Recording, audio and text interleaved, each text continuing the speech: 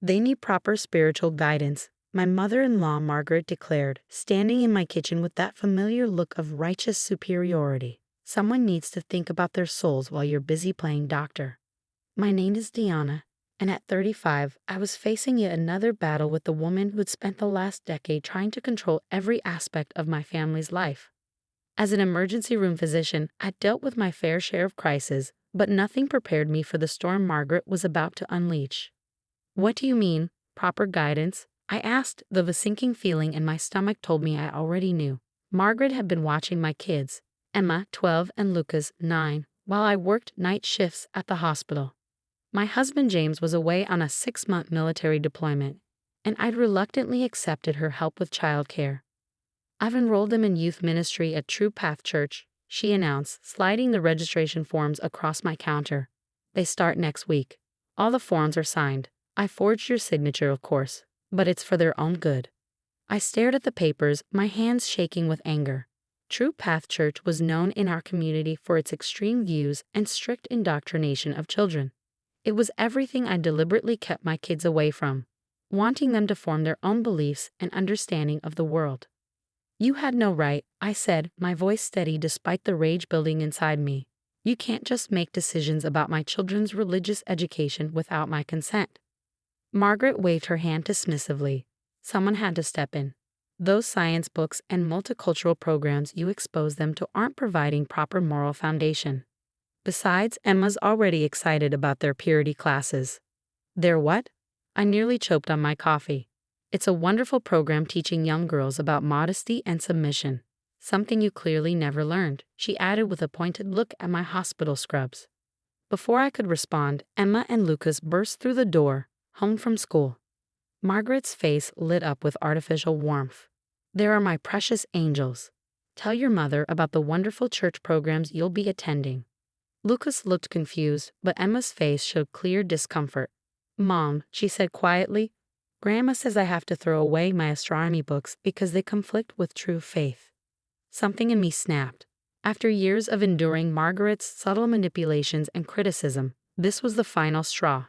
She wasn't just attacking me anymore. She was trying to reshape my children's minds, erase their curiosity, and dampen their spirits. Kids, go to your rooms and start your homework, I said calmly. I need to speak with Grandma alone. Once they were gone, I turned to Margaret. You're done watching them. I'll find alternative childcare, even if it means adjusting my hospital schedule. Don't be ridiculous, she scoffed. Who else will guide them properly? That diversity-obsessed after-school program you were considering?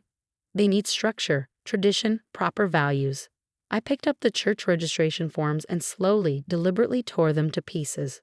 What they need is to grow up in a home where curiosity is celebrated, where questions are encouraged, and where they're free to explore their own path to understanding the world. Margaret's face turned red. You're making a terrible mistake. I'll tell everyone at church how you're denying your children spiritual guidance. What will people think? I don't care what your church thinks, I replied. But I do care about what my children think, and I won't let you or anyone else force them into a box of your making. She grabbed her purse, heading for the door. You'll regret this. Those children need saving from your godless influence. James would be ashamed if he knew how you were raising them. As the door slammed behind her, I sank into a kitchen chair, my mind already racing with plans. Margaret had unwittingly sparked something in me, not just anger, but inspiration. If she wanted to talk about guidance and community, I'd show her exactly what that could look like without manipulation and fear. I pulled out my laptop and started researching. Our neighborhood had plenty of families like mine, parents working hard to raise curious, open-minded children. Maybe it was time we created something new, something that would truly serve our community's needs. Emma peeked around the corner. Mom, are we really not going to Grandma's church? Her eyes lit up, like a science club. Something like that, I smiled. But bigger, much bigger. Little did Margaret know, her attempt to control my children's minds would lead to a project that would transform not just our family, but our entire community, and this was just the beginning. I beckoned her over, pulling her into a tight hug. No, sweetheart, but I think it's time we started something even better. How would you like to help me create a place where kids can actually learn, explore, and grow together? Over the next few weeks, I threw myself into creating something extraordinary. During my breaks at the hospital, I reached out to other parents, professionals, and educators in our community. The response was overwhelming. I wasn't the only one looking for an alternative to traditional after-school programs. Sarah, a local librarian, offered our first meeting space. When 15 families showed up that first Saturday, I knew we were onto something special. Among them was Andrea, a NASA engineer, who immediately volunteered to lead science workshops. Michael, an art therapist, suggested incorporating creative expression sessions. Even Dr. Patel, my colleague from the pediatric ward, offered to teach basic first aid and human anatomy to the kids. We called it Discovery Hub, a place where children could explore everything from robotics to world cultures, from art to astronomy, all while building meaningful connections with their community. Emma and Lucas thrived in this environment, their natural curiosity finally finding the perfect outlet. Of course, Margaret couldn't stay away. She showed up unannounced one afternoon, just as Emma was leading a presentation about the solar system to a group of younger kids. "What kind of chaos is this?" she demanded, watching children gathered around microscopes and art stations. "This isn't proper structure. This isn't proper anything." I was about to respond when Emma spoke up, her voice clear and confident.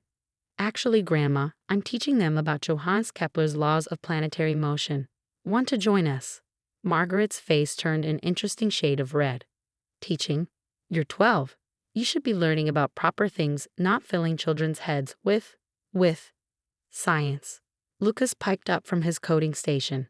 "Mom says understanding how the universe works helps us appreciate its wonder even more." Before Margaret could launch into another tirade, Andrea stepped forward. "Mrs. Carter, I'm Andrea Wilson, NASA's lead engineer for the Mars rover project. Would you like to see what your grandchildren have been creating? Their innovations are quite remarkable." I watched as Margaret struggled to maintain her disapproving facade while faced with actual accomplished professionals who were volunteering their time to educate our children. Her usual tactics of dismissal and moral superiority fell flat in the face of genuine expertise and enthusiasm. "This is all very interesting," she managed, her voice stiff. "But what about their spiritual growth? Their moral development?" Dr. Patel, who had been teaching a group about the human heart, joined our conversation.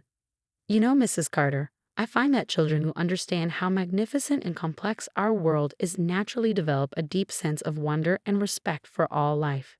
Isn't that the foundation of true spirituality?" Margaret left that day looking confused and slightly deflated, but I knew this wouldn't be the end. Sure enough, the next Sunday, she had her pastor come to inspect our program. What she didn't expect was for Pastor Richardson to be genuinely impressed. "This is remarkable," he said, watching children from different backgrounds working together on various projects. "The level of engagement, the sense of community, this is exactly what our youth program needs more of." Margaret's jaw dropped.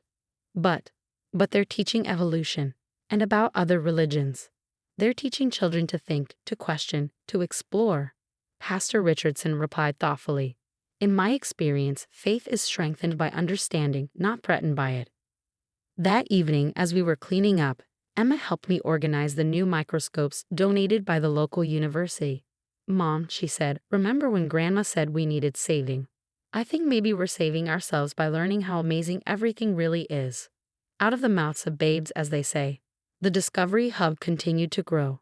We added weekend workshops, field trips, and even started a mentorship program pairing older kids with younger ones. Local businesses began offering internships to our teenage participants, and the university's science department provided guest speakers and equipment. Margaret still made occasional appearances, but something had shifted. Maybe it was seeing her grandchildren confidently leading projects, or noticing how many families from her own church had joined our program. Whatever the reason, her criticism became less frequent, though she couldn't resist sending me passive-aggressive texts about alternative education. One day, as I watched Emma teaching a group of younger girls about constellations while Lucas helped another child with a coding problem, I realized we created something far more powerful than just an after-school program. We'd built a community where curiosity was celebrated, where questions were encouraged, and where children could grow into confident, thoughtful individuals. And this was just the beginning of our journey. 3 months after launching Discovery Hub, I received an unexpected call from the mayor's office. Our program had caught the attention of the city council, and they wanted to feature us as a model for community education initiatives. The local newspaper ran a front-page story about our success, complete with photos of our kids conducting experiments and working on collaborative projects. Margaret, surprisingly, was the one who brought me the newspaper. She stood in my kitchen, looking uncomfortable but less combative than usual. "The pastor's granddaughter can't stop talking about the robotics workshop," she said, fiddling with her purse strap. "And Sister Mary from church says her son's grades have improved significantly since joining your program." I waited, sensing there was more. I may have been, she paused, clearly struggling with the words, hasty in my judgment. "Emma showed me her science fair project yesterday. I didn't understand half of it, but the way she explained it, she's growing into quite the young lady." It wasn't quite an apology, but for Margaret, it was monumental. That weekend, something extraordinary happened.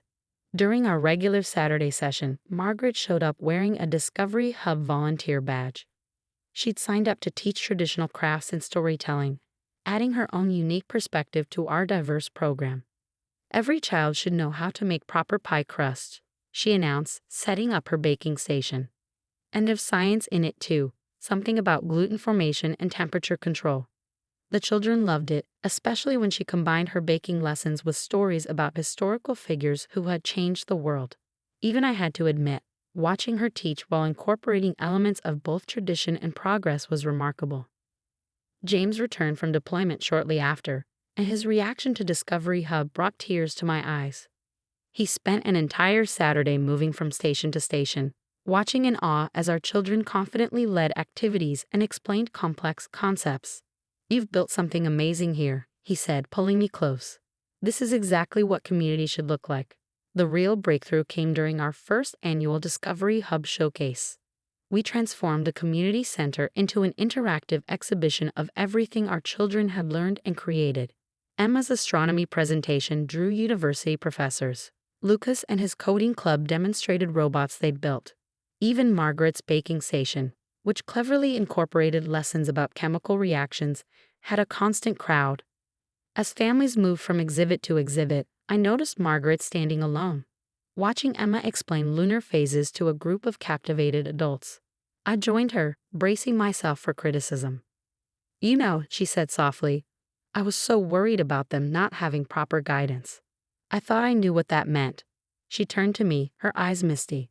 "But watching them now, Emma teaching astronomy with such passion, Lucas helping younger kids with technology, I realized they had the best guidance all along. They had you."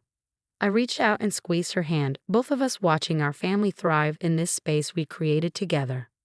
1 year after Margaret's attempted church intervention, Discovery Hub had expanded to 3 locations across the city. We'd received grants for STEM education, arts programming, and community development. But more importantly, we created a place where children could grow without fear of judgment or limitation. Emma started a girls' science club, mentoring younger students who reminded me of her a year ago. Lucas developed a coding program specifically for beginners, making technology accessible to everyone. And Margaret, to everyone's surprise, became one of our most dedicated volunteers, bridging the gap between tradition and innovation in ways none of us expected. During our recent family dinner, Margaret brought up her attempted church enrollment. "I thought I was saving them," she admitted, watching Emma and Lucas argue playfully about quantum physics. "I never imagined they'd end up saving our whole community instead." I looked around my kitchen, now regularly filled with the sounds of children's laughter, scientific debates, and yes, even Margaret's baking lessons. What had started as a response to control and limitation had blossomed into something that brought our entire community together. "You know what, Mom?" Emma said, looking up from her latest project blueprint. "Remember when you said we needed proper guidance? I think we found it. We just had to create it ourselves." Margaret nodded, a genuine smile spreading across her face. "Sometimes," she said, helping Lucas with his coding homework, "the best guidance comes from learning to think for ourselves."